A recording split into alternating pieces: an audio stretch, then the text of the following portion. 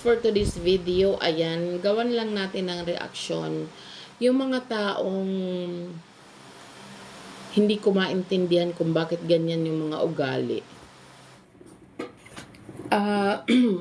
Ayan, kumusta po kayong lahat dyan? Sa mga taga Bicol po, ingat po kayo dyan dahil nag-aalboroto po si Mount Mayon. Ayan, mag-iingat po kayo at siguraduhin na pong lumikas pag malapit po kayo doon. So for today's video, gagawa po tayo ng reaction about dito sa mga tao na masasabi natin na mahilig gumawa ng mahilig gumawa ng kung ano ba yung dapat nilang gawin. Ganon.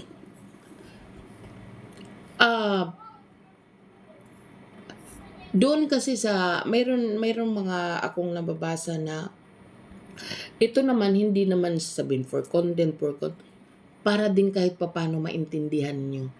Oo. Diba? Alam mo yung mga nanunood na hindi tinatapos ang mga videos. Doon sila nakakapag-comment na hindi maganda. Masyadong mga demanding.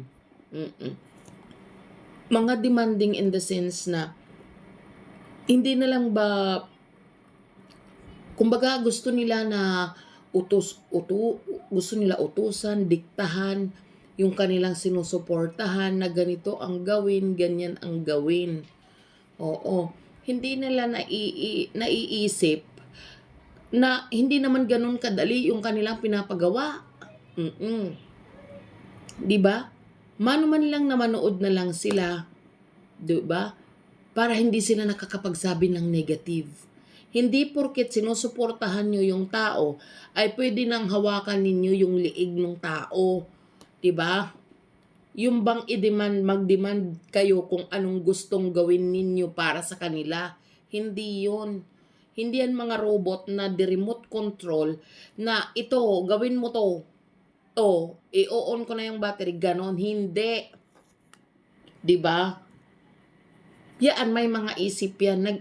Pinag-iisipan nila lahat ng kanilang mga ginagawa. Diba? Pero wala tayo sa posisyon para diktahan natin. O sige, sabihin na natin kay Krishna. Hindi natin pwede diktahan yung tao. Di nyo ba alam na yung pagdidiktahan nyo doon sa tao, nakakapag-cause kayo ng pressure sa kanya? Diba?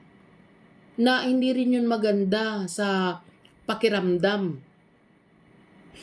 Dapat nga ibubush nyo siya na tawag dito, sige, pag free ka na, ganyan, gawa ka, ganun.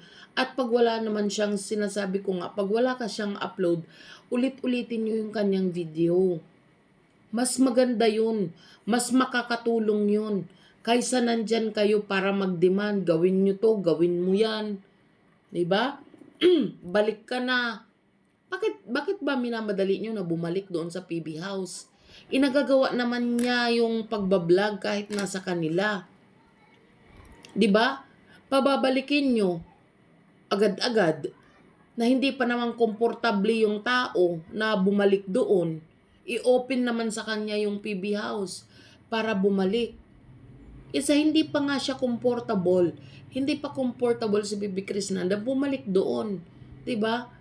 Man lang may inaayos pa siya. Gusto niya pag bumalik man siya, sakaling bumalik siya, okay na siya, ready na siya sa lahat. Diba? Hindi yung minamadali natin. Kada comment na nababasa ko, punta ka na doon, mag-vlog ka na doon, miss ka na namin. Alam nyo yung gusto nyo lang, yung pakiramdam nyo yung masusunod. Diba? Hindi nyo man lang tinatanong kung okay ka na ba bumalik doon. Diba? Komportable na ba yung sarili mo kung sakaling bumalik ka doon? Wala man lang kayong tinatanong na ganun.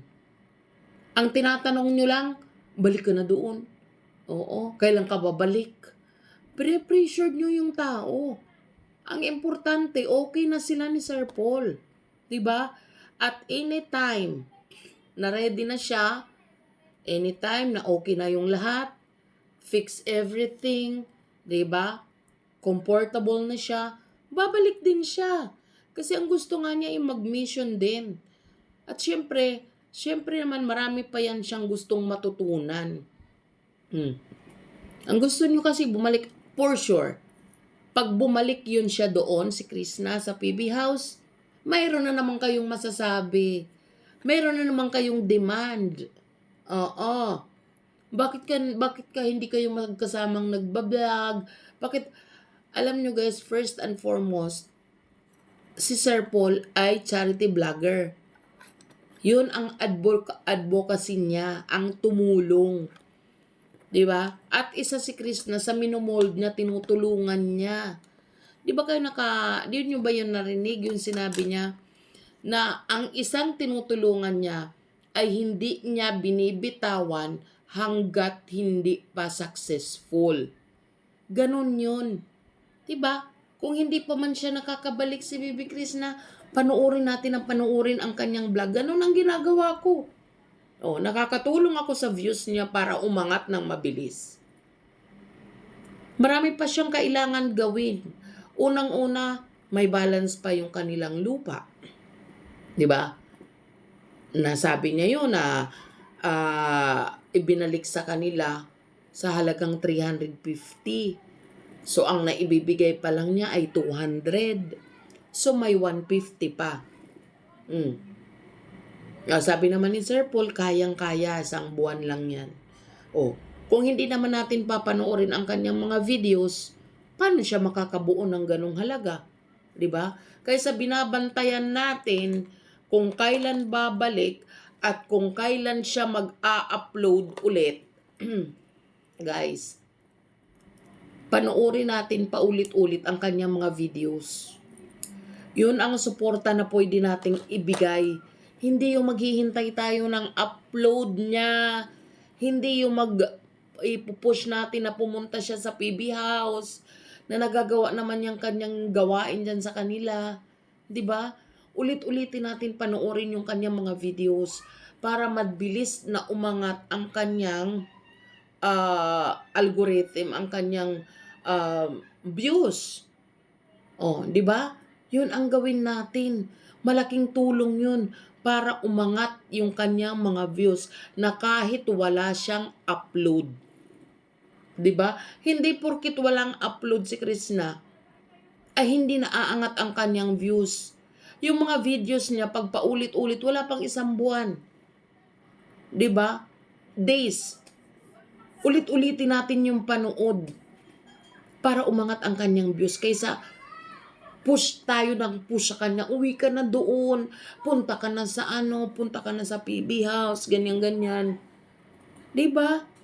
Mayroon pang nagsabi doon, ando na yung anakan nyo, yung tawag kay Sir Paul ay daddy, mommy na lang hinihintay. Grabing mga mindset nyo, guys. Ano tawag doon? Advance kayong mag-isip. Oo. Ayan, piece of advice. Panoorin nyo palagi. Ito lang guys ha. Hindi porket tapos na yung videos niya na in-upload ay okay na. Kailangan pa yun mag-rolling pa. Kaya paulit-ulitin nyo ang panonood sa kanya everyday. Ulit-ulitin nyo sa isang araw, ilang beses nyo panoorin yan. Kahit wala pang upload si Bibi Krishna, aangat ang kanyang views. Maniwala kayo sa akin. Ganun ang gawin nyo. Hindi yung aabangan nyo yung kanyang upload. 'Di ba? Kasi paano kung mahina ang signal dun sa kanila at wala naman siyang wifi? 'Di ba? So yun lang guys. Kaysa inaabangan nyo siya na mag-upload, panoorin nyo ulit-ulit yung kanyang mga videos. Okay? So yun lang. God bless everyone. Bye-bye.